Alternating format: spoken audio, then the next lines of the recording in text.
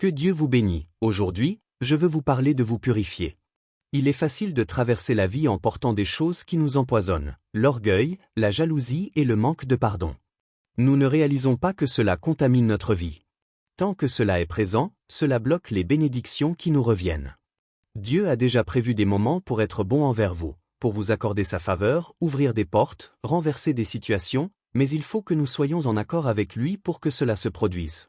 L'Écriture dit, « Heureux ceux qui ont le cœur pur, car ils verront Dieu ». Cela implique que s'il y a des impuretés, alors vous ne verrez pas le meilleur de Dieu. Régulièrement, vous devez vous demander, y a-t-il quelque chose que je fais qui m'empêche de grandir? Est-ce que je m'accroche à l'amertume qui bloque ma joie?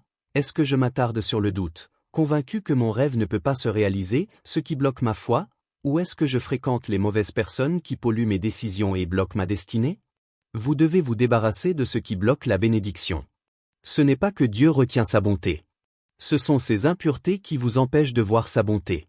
Peut-être avez-vous traversé une déception, une porte s'est fermée, un ami s'est éloigné. Vous avez essayé de vivre dans l'amertume et de penser que la vie n'est pas juste. Ne laissez pas cette amertume bloquer les nouvelles choses que Dieu a préparées pour vous. Si vous gardez ce poison hors de votre esprit, Dieu vous le rendra au centuple. Eh bien, il se peut que vous ayez fait des erreurs. Maintenant, vous croyez ces mensonges, disant que vous ne valez pas la peine. Rien de bon ne vous attend. Il est trop tard. Cette culpabilité bloque ta bénédiction. Quand tu demandes pardon, Dieu t'a pardonné dès la première fois. Il ne se souvient plus de ce que tu as fait de mal. Pourquoi te rappelles-tu ce que Dieu a oublié? Pourquoi t'attarder sur tes échecs alors que tu as été pardonné, restauré et purifié? Et c'est une autre approche, purifie-toi. Tu vois, parfois nous attendons que Dieu fasse quelque chose, mais c'est Dieu qui nous attend. Tu dois enlever les obstacles à la bénédiction. Quand ton cœur est pur, tu verras la faveur de Dieu, sa guérison, sa restauration. Et ce n'est pas quelque chose que nous devrions faire une fois par an ou une fois par trimestre. Chaque jour, tu dois te débarrasser de toute animosité, du doute, de la colère. Si vous prenez l'habitude de vous purifier, alors vous serez en position pour que Dieu manifeste sa puissance dans votre vie. Après 40 ans d'errance dans le désert, les Israélites étaient sur le point d'entrer dans la terre promise. Moïse était mort et maintenant Josué était aux commandes. Ils étaient campés au bord du Jourdain et devaient le traverser. Le problème, c'est que le fleuve était en crue et faisait plus d'1 mile de large. Josué avait vu comment Dieu avait ouvert la mer Rouge pour Moïse et il croyait que Dieu ferait la même chose pour lui. Tôt un matin, il rassembla tout le monde et leur expliqua que le lendemain, ils allaient suivre les prêtres dans l'eau. Les prêtres porteraient l'arche de l'Alliance qui représentait la présence de Dieu. Je suis sûr que certaines personnes étaient inquiètes. Encore une fois, Josué, il y a une rivière là-bas. Nous ne pouvons pas la traverser. Josué dit au verset 5, « Purifiez-vous, car demain l'Éternel fera des merveilles au milieu de vous. » Le lendemain, le Jourdain allait s'ouvrir. Quelques jours plus tard, les murailles de Jéricho allaient s'effondrer. C'étaient des moments de faveur que Dieu avait déjà prévus pour eux, mais il y avait une condition. Il y avait quelque chose que le peuple devait faire avant que cela puisse arriver.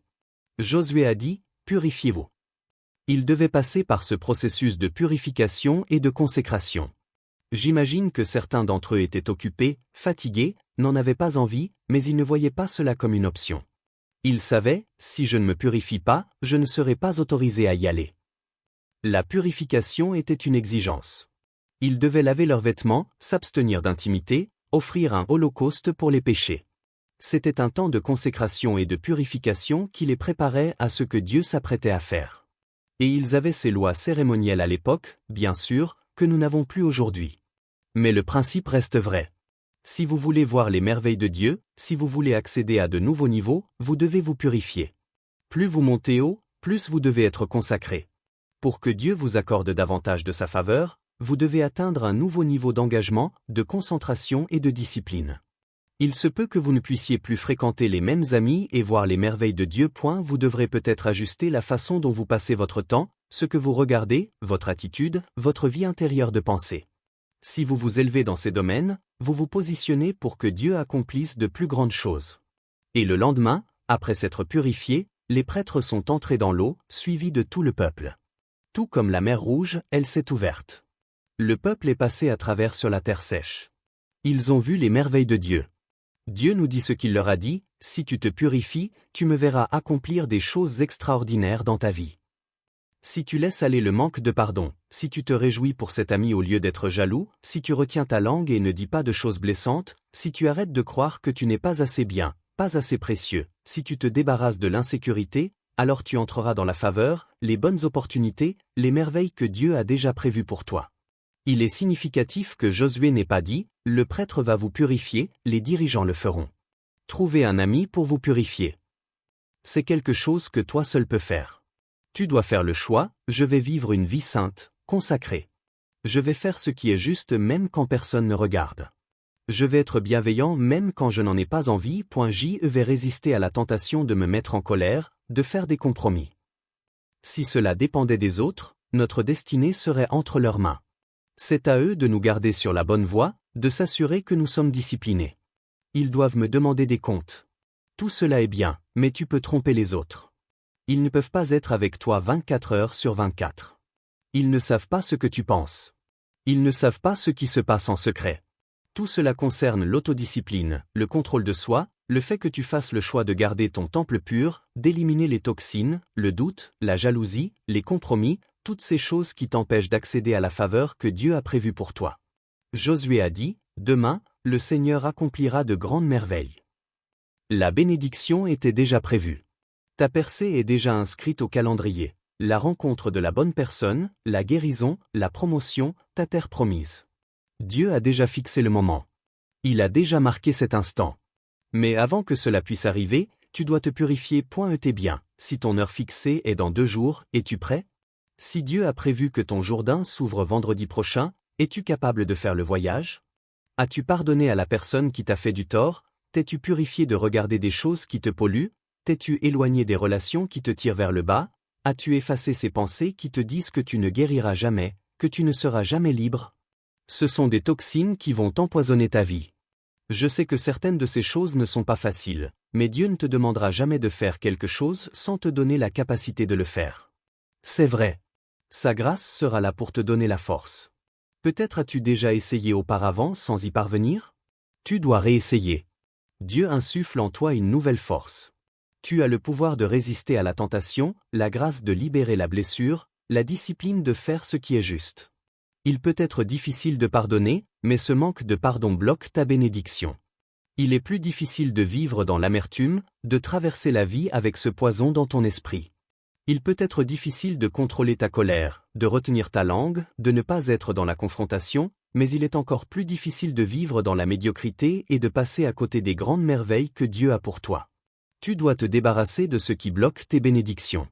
La pureté, c'est la puissance. Cela ne veut pas dire que nous sommes parfaits. Nous avons tous des choses avec lesquelles nous devons composer, mais tu fais de ton mieux.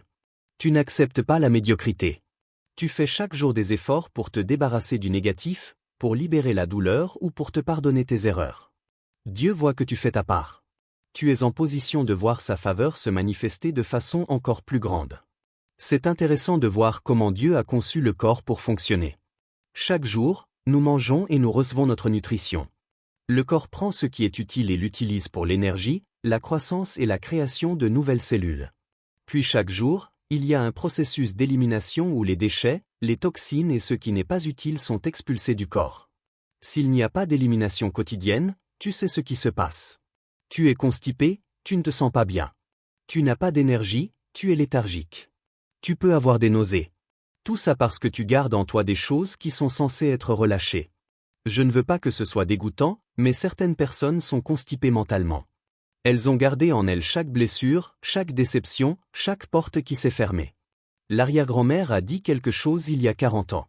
Ils sont encore contrariés, encore en colère contre le patron qui les a laissés de côté, encore en train de ressasser des erreurs commises il y a des décennies, encore en train de revivre la perte, la douleur d'une rupture. Tant que tu t'accroches à ça, ça t'empoisonne. Tu n'auras pas l'énergie, la créativité, la joie de devenir la personne que tu es censé être. Fais-toi une faveur, procède à une élimination. Purifie-toi, libère tout ce qui est négatif, la culpabilité, la blessure, l'insécurité. Dieu a de grandes merveilles devant toi. Il a vu ce qui n'était pas juste. Il a vu qui t'a blessé, ce qui n'a pas marché. Il a déjà prévu la beauté pour ses cendres. Il a déjà inscrit à ton agenda des moyens de te dédommager et de te propulser en avant au point que tu ne penseras même plus à ceux qui t'ont fait du tort. Il y a de grandes merveilles dans ton avenir, mais souviens-toi de la condition requise. Tu dois te débarrasser des obstacles à la bénédiction. Tout comme pour le corps, tu dois faire cela au quotidien. Ne laisse pas les choses s'accumuler. L'Écriture dit, ne laisse pas le soleil te coucher alors que tu es encore en colère. Pourquoi Dieu nous demanderait-il de ne pas laisser la colère durer plus de 24 heures? Parce qu'il ne veut pas que nous soyons encombrés. Cela veut dire ne va pas te coucher fâché contre ton conjoint. Ne te lève pas le matin avec de la condamnation ou jaloux de cet ami ou en pensant que tu n'es pas assez bien. Chaque matin, il doit y avoir un nettoyage, une remise à zéro où tu laisses aller tout le négatif. Tu pardonnes aux gens pour ce qu'ils ont dit hier. Tu te pardonnes de ne pas avoir été parfait. Tu fixes ton esprit dans la foi, l'espérance, la discipline en remerciant Dieu pour la faveur sur ta vie. C'est te purifier toi-même. Sinon, la colère sera là une nuit, puis 2, puis 1 mois, puis 1 an. Maintenant, cela fait partie de qui tu es. Et c'est peut-être comme ça que ça a été. Mais tu n'es pas obligé de rester ainsi. Tu n'entendrais pas cela si Dieu ne t'appelait pas à aller plus haut. Il a de grandes merveilles prévues pour ta vie. Il y a des terres promises, des Jourdains qui sont sur le point de s'ouvrir. Comme Josué l'a dit au peuple, demain cela va arriver. Vous devez vous préparer. Vous êtes sur le point de voir Dieu se manifester dans votre vie. Maintenant, tout mon défi est de m'assurer que tu es prêt. Ne reste pas sur la rive à regarder les autres entrer dans la terre promise parce que tu n'as pas réglé certaines choses. Tu n'as pas libéré les toxines. Tu ne t'es pas éloigné des mauvaises influences. Tu as gardé la blessure en toi. Ceci est un appel au réveil. Nous ne serons pas ici pour toujours. La vie passe à toute vitesse. Nous n'avons pas le temps de rater des opportunités. Il y a de la grandeur en toi. Dieu t'a élevé pour établir de nouvelles normes. Maintenant, sois responsable de ce qu'il t'a confié. Peut-être qu'il y a des choses que tu regardes, que tu écoutes, qui te contaminent. Ce n'est pas grave. Tout le monde le fait. Mais tu n'es pas tout le monde. Tu es appelé à te démarquer de la foule. Certaines de ces émissions à la télévision où les gens sont infidèles, sans morale, poignardent leurs amis dans le dos. Si tu regardes ça en permanence, ces graines sont plantées en toi. Tu permets à cela de prendre racine. Tu vas finir par devenir la même chose. Ton destin, ta mission est trop précieuse pour jouer avec des choses qui vont te limiter. L'Écriture dit, vous êtes un peuple élu mis à part et appelé par Dieu. Une version dit un peuple particulier, pas bizarre, mais différent. Tu es censé te démarquer. Tu es censé être l'exception. Tous les autres font des compromis. Pas toi, vous avez été mis à part. Mais Joël, tous mes collègues se plaignent et dénigrent l'entreprise. Ils arrivent tous en retard et bâclent leur travail. Ce n'est pas grave. Tu n'es pas responsable de leur vie, mais ce n'est pas qui tu es. Tu es au-dessus du lot. Tu es appelé à vivre avec intégrité, honnêteté et excellence. Quand ils se plaignent, ne laisse pas ce poison t'atteindre. Ne participe pas et n'aggrave pas le problème. Sois une partie de la solution. Sois reconnaissant d'avoir un emploi. Seigneur, je veux te remercier de m'avoir béni avec ce poste. Eux arrivent en retard. Sois l'exception. Toi, arrive en avance. Fais plus que ce qu'on te demande. Paul a dit dans la 2e lettre aux Corinthiens, « Sortez du milieu d'eux et séparez-vous, dit le Seigneur. » Dieu ne cherche pas la foule, ni ce que tout le monde fait. Il cherche des personnes qui vont se mettre à part, c'est bien, vivront consacrées, saintes, excellentes, pas en faisant le strict minimum pour s'en sortir, mais des personnes qui vont au-delà de ce qu'on attend d'elles. J'aime regarder le football américain et le quarterback reçoit le ballon, puis il cherche un receveur ou quelqu'un à qui il peut lancer. Et ce receveur a un défenseur, quelqu'un de l'équipe adverse qui le couvre, essayant de l'empêcher d'attraper le ballon. Le défenseur reste aussi près que possible, allant même jusqu'à le bousculer. Le travail principal du receveur est de créer de la séparation, c'est tout. Il essaie de semer le défenseur pour se démarquer, afin que le quarterback puisse lui lancer le ballon. Le quarterback est prêt à faire la passe. Il est là debout en train d'attendre. C'est au receveur de se détacher, de créer de l'espace pour pouvoir recevoir cette passe. C'est le même principe. Dieu est le quarterback. Il est prêt à te transmettre la faveur, la guérison, l'abondance. Mais tu dois faire ta part et créer de la séparation. Tu dois t'éloigner de la foule, des personnes qui font des compromis, des râleurs, des sceptiques, des jaloux. Si tu sors du milieu d'eux, si tu choisis de vivre selon une norme plus élevée, alors tu seras ouvert, prêt à recevoir les grandes merveilles de notre Dieu. Quelques jours avant que Josué ne dise au peuple de se purifier, il envoya des espions à Jéricho pour voir à quoi ressemblait la ville. Ils ont observé les lieux, ont obtenu les informations dont ils avaient besoin. Mais avant qu'ils ne puissent partir, la rumeur s'est répandue qu'ils étaient là. La police fouillait partout pour les trouver, frappant à porte après porte. Il y avait une femme qui vivait là nommée Rahab. C'était une prostituée. Elle a accueilli les espions chez elle et les a cachés. Elle savait qu'ils étaient Israélites. Elle leur a dit, « Nous avons tous peur de votre Dieu.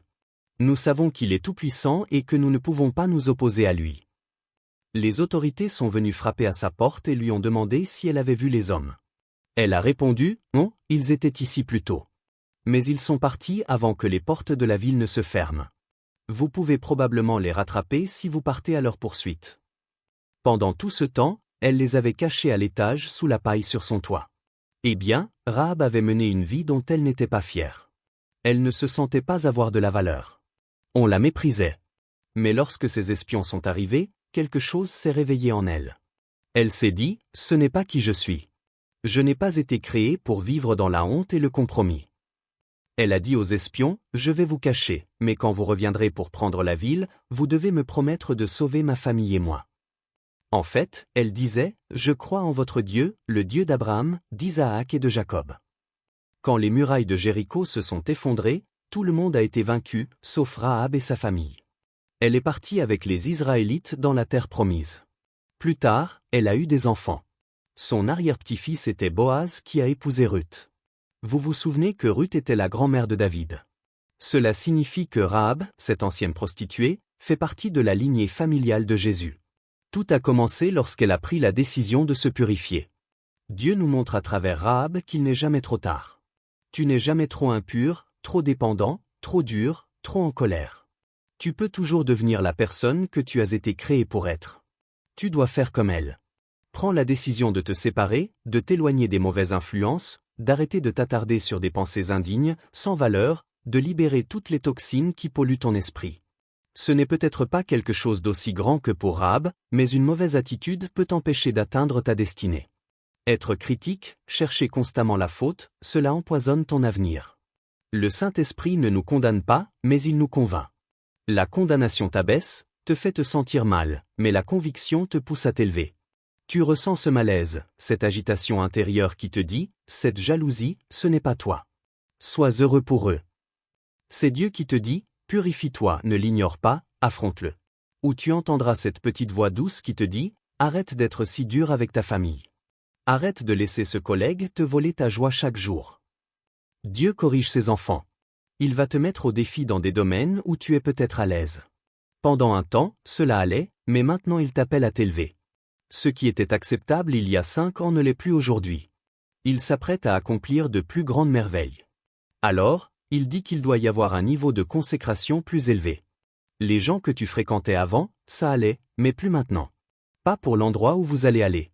Ce que vous regardiez avant, cette saison est terminée. Vous vous apprêtez à accomplir de grandes choses. Il vous faut maintenant une plus grande séparation. La balle que Dieu s'apprête à vous lancer est quelque chose que vous n'avez jamais vu, votre terre promise.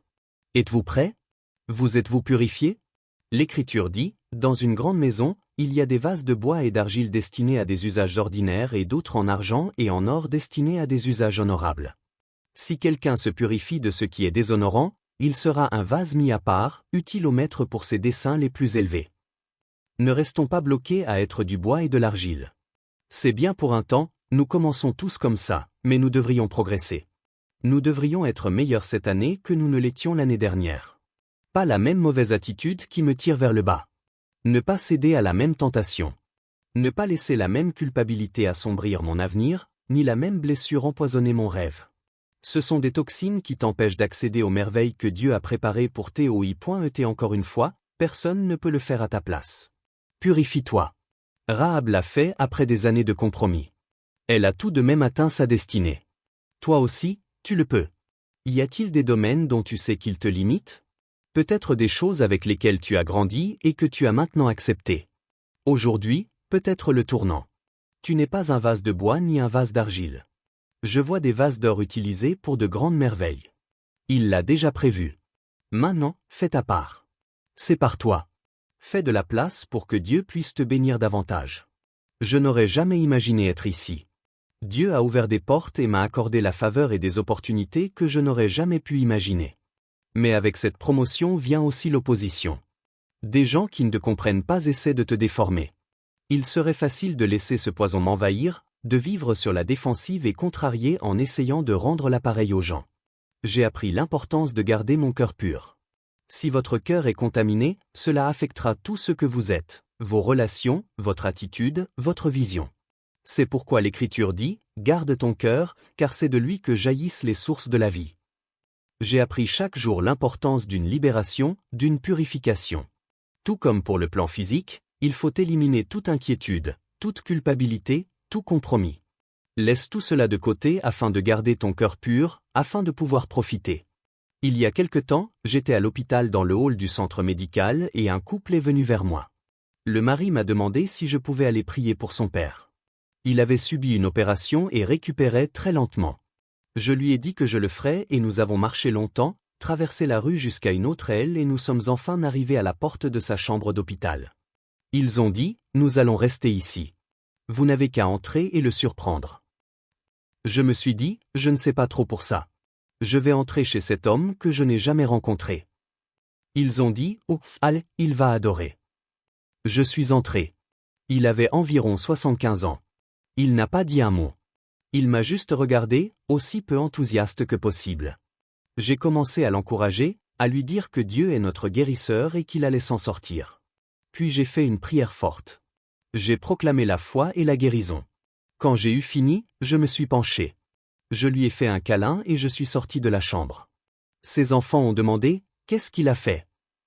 J'ai dit, il est juste resté allongé là à me regarder. Ils ont dit, oh, c'est super parce qu'il ne t'aime pas. Il se moque toujours de nous quand on te regarde. Je me suis dit que si j'avais su, j'aurais prié autrement, Dieu ramène le vieux bouc à la maison. Mais qu'est-ce que je raconte? Au quotidien, il faut relâcher l'offense, laisser partir ce que quelqu'un a dit. Vous riez encore, n'est-ce pas? Moi, je ne riais pas. J'étais embarrassé. Mais bref, libère-toi de la jalousie. Ne laisse pas le soleil se coucher sans une élimination. Purifie-toi de toutes les toxines, de tout ce que tu sais qui va t'alourdir. Écoute, Dieu est le quarterback. Il a la faveur, l'augmentation, les opportunités, mais il cherche la séparation. Il cherche ceux qui sortiront du milieu d'eux, pas ceux qui s'intègrent. Ça, c'est du bois et de l'argile. Ce n'est pas ce que tu es. Tu es un vase d'or. Tu as de la grandeur en toi. Dieu a déjà prévu ces merveilles extraordinaires sur ton agenda. Maintenant, fais ta part et purifie-toi. Si tu fais cela, je crois et je déclare que comme Josué, les fleuves du Jourdain sont sur le point de s'ouvrir devant toi. Des portes qui s'ouvrent que tu ne pouvais pas ouvrir comme Rahab, la restauration, l'honneur, l'influence des niveaux que tu n'avais jamais imaginés au nom de Jésus.